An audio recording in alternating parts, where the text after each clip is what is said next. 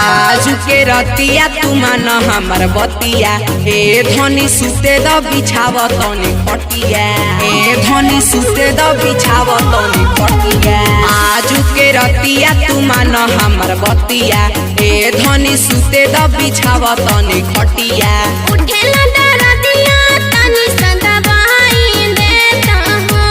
ए राजा हो कमर में करवा तिल लगाई देता हूँ ए राजा हो कमर में करवा तिल लगाई देता हूँ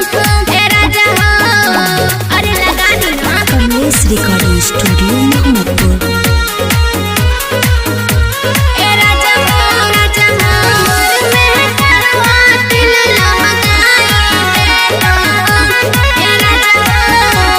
हारल थाकल आइल बानी हमारा से काहे तू करेलू मुँह जोरी ढेर खिसबरी तया लगा जाके सुत रहे गोरी जाके सुत रहे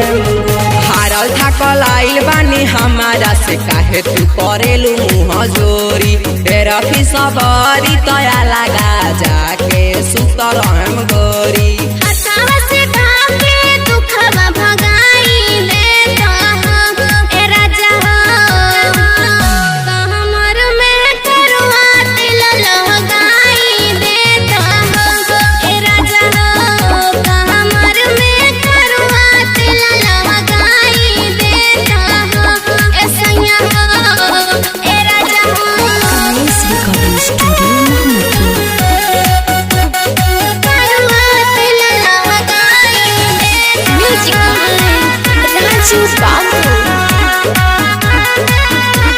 राजा राजा कह के हमारा के मुद में ले आवजनी रानी शुभम सुनाया जोता हर ए गोरी बतिया न मानी ए गोरी बतिया न मानी राजा राजा कह के हमारा के मुद में ले आवजनी रानी शुभम सुनाया जोता हर ए गोरी बतिया न मानी